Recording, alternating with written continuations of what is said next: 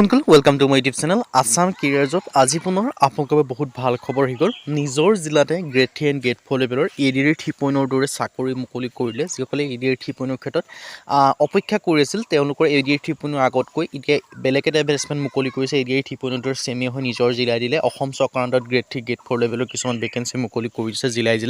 চ' ভেকেঞ্চিখিনি ক'ৰ পৰা আহিছে, লগতে কেনেদৰে আবেদনসমূহ কৰিব পাৰিব বা চিলেকশ্যন প্ৰচিডিউৰ কি হ'ব, এক্সাম কেনেকৈ দিব লাগিব বা এক্সাম কি হ'ব বা সকলোখিনি কথা জনাই আছোঁ। চ' ভিডিঅ'টো আপোনালোকে শেষলৈকে চাব। আৰু জিলাই বহুকেইখন জিলাৰ পৰা ভেকেঞ্চিখিনি মুকলি কৰিছে। চ' ভিডিঅ'টো আপোনালোকে শেষলৈকে চাব। চ' সকলোখিনি কথা জনাব। পোনপ্ৰথমে ভট্টদেৱ ইউনিভাৰ্চিটিৰ ফালৰ পৰা আপোনালোকৰ এই গ্ৰেড 3 গ্ৰেড 4 লেভেলৰ ভেকেঞ্চি মুকলি কৰিছে। তাৰপিছত আপোনালোকৰ অন্য এখন আপোনালোকৰ জিলাৰ পৰা ভেকেঞ্চি মুকলি কৰিছে, সেইখিনি কথা জনাই আছোঁ। চ' ভিডিঅ'টো আপোনালোকে শেষলৈকে চাব। আৰু যদি ভিডিঅ'টো ভাল পায় ভিডিঅ'টো লাইক এটা কৰিব পাৰে, লগৰ চেনেলটো ছাবস্ক্ৰাইব কৰি দিব পাৰে।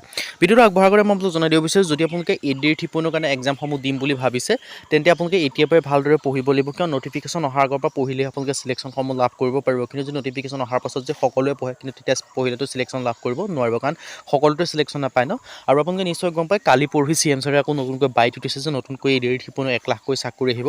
চ' 1 লাখকৈ চাকৰিৰ ভিতৰত যদি আপোনালোকে নিজকে চিলেকশ্যন ৰখাব বিচাৰে তেন্তে আপোনালোকে এইটোৱে আপোনালোকৰ সোণালী সুযোগ হয়। চ' এতিয়াৰ পৰাই আপোনালোকে ভালদৰে পঢ়িব লাগিব।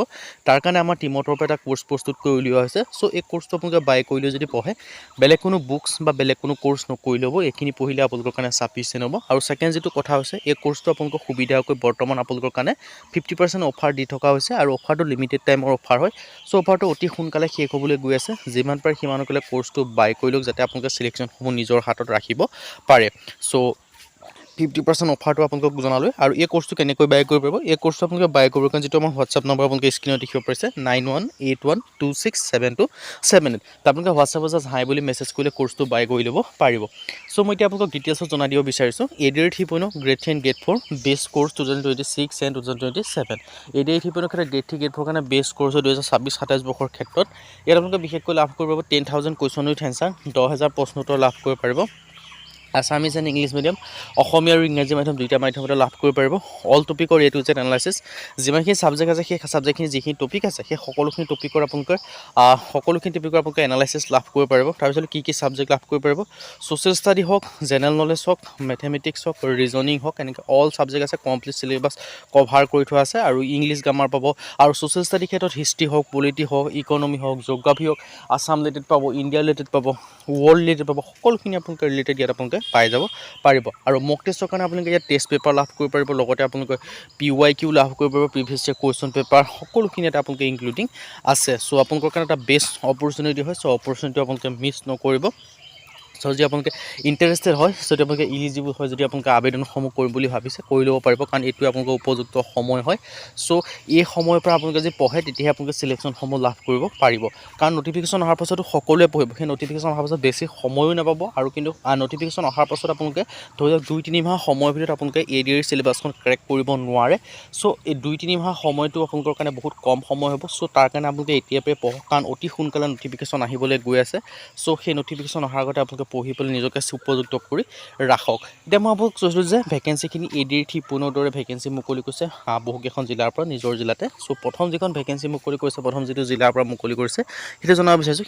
সেইটো মুকলি কৰিছে আপোনালোকৰ ভট্টদেৱ ইউনিভাৰ্চিটিৰ ফালৰ পৰা মুকলি কৰি দিছে। ইয়াত আপোনালোকৰ কিছুমান গ্ৰেড 3 এণ্ড গ্ৰেড 4 লেভেলৰ ভেকেঞ্চি মুকলি কৰিছে আৰু বৰজালি জিলাৰ পৰা। আৰু লগতে ভেকেঞ্চিখিনি আপোনালোকে অসমৰ সকলো ডিষ্ট্ৰিক্টৰ কেণ্ডিডেটে আবেদনসমূহ কৰিব পাৰিব। কেনেকৈ আবেদন কৰিব বা ইয়াৰ এডুকেশ্যন কোৱালিফিকেশ্যন কি হ'ব বা আৰু ইয়াৰ যিখিনি ধৰি লওক আপোনালোকক কি পঢ়িব লাগিব সেইখিনি কথাও জনাই আছোঁ। ভট্টদেৱ ইউনিভাৰ্চিটিৰ ফালৰ পৰা ভেকেঞ্চিখিনি মুকলি কৰিছে। আৰু বিশেষকৈ ইয়াত আপোনালোকে দেখি হৈছে 10 পাছ বা বেচেলৰ ডিগ্ৰী, 12 পাছ সকলোৱে আবেদনসমূহ কৰি ল'ব পাৰিব। কিয়নো ইয়াত গ্ৰেড 3 গ্ৰেড 4 দুই ধৰণৰ ভেকেঞ্চি আপোনালোকে দেখিবলৈ পাব। আৰু আছাম গভৰ্ণমেণ্টৰ জব হয়। চ' জব টাইপটো আছাম গভৰ্ণমেণ্টৰ জব হয়। আৰু এপ্লাই মডটো আপোনালোকে অফলাইন যোগে কৰিব লাগিব। চ' অনলাইন যোগে কৰিলে নোৱাৰিব, আৰু অফলাইন যোগে কৰিলেহে আবেদনসমূহ কৰিব পাৰিব।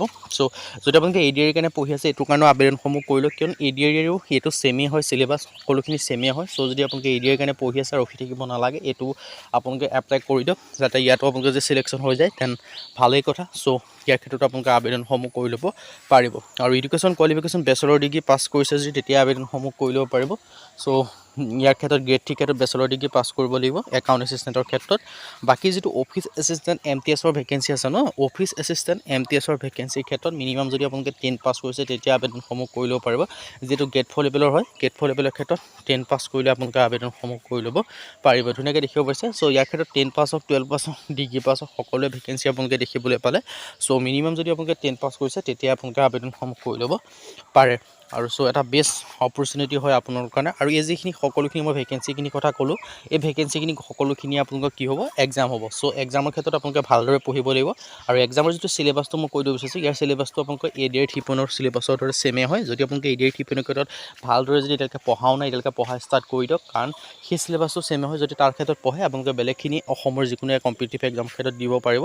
চ' তাৰ কাৰণে চিলেবাছৰ কাৰণে আমাৰ যিটো টিমৰ কোৰ্চ হয়, কোৰ্চটো বাই কৰি দিব পাৰিব। সেই কোৰ্চটোতে সকলোখিনি ইনক্লুডিং আছে আৰু 50% অফাৰ আপোনালোকৰ কাৰণে দি থকা আছে। চ' আপোনালোকে গৈ কোৰ্চটো বাই কৰি দিয়ক, সোনকালে পঢ়কগৈ।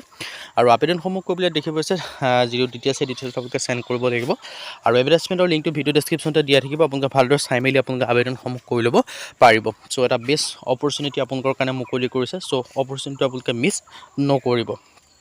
চ' ADR 3.0 দৰে যদি এনেকুৱা ভেকেঞ্চিসমূহ বিষয়ে জানিব বিচাৰে, মিছ নকৰিব, যাতে আপোনালোকে চিলেকশ্যনসমূহ নিজৰ হাতত ৰাখিব পাৰে। চ' এতিয়ালৈ নেক্সট যিখন জিলাৰ পৰা ভেকেঞ্চি মুকলি কৰিছে, সেইটো মুকলি কৰি দিছে আপোনালোকক মই জনাই দিব বিচাৰিছোঁ। DLSA কাৰ্বি আংলঙৰ পৰা ভেকেঞ্চি মুকলি কৰি দিছে। ইয়াৰ ক্ষেত্ৰতো আপোনালোকে কিছুমান গ্ৰেড 4 লেভেলৰ ভেকেঞ্চি মুকলি কৰিছে DLSA কাৰ্বি আংলঙৰ ফালৰ পৰা। চ' যদি আপোনালোকে DLSA কাৰ্বি আংলং বা যিটো আপোনালোকে ক'ব জানে, যদি ক'ব যে ন্যায়পালিকা বা ন্যায় বিভাগৰ যিটো আণ্ডাৰত কিছুমান আপোনালোকৰ ডিষ্ট্ৰিক্ট কোৰ্ট থাকে বা ছেছন কোৰ্ট থাকে, সেই কোৰ্টবিলাকত যদি আপোনালোকে তাৰ যদি চাকৰি কৰিব বিচাৰে, ন্যায়পালিকা যদি চাকৰি কৰিব বিচাৰে, তেন্তে এইটো আপোনালোকৰ কাৰণে বেষ্ট অপৰচুনিটি হয়। চ' তাৰ পৰা ভেকেঞ্চিখিনি মুকলি কৰি দিছে। চ' তাৰ ক্ষেত্ৰত আপোনালোকে আবেদনসমূহ কৰি ল'ব পাৰিব। চ' এটা বেষ্ট অপৰচুনিটি আপোনালোকৰ কাৰণে আহি গৈছে।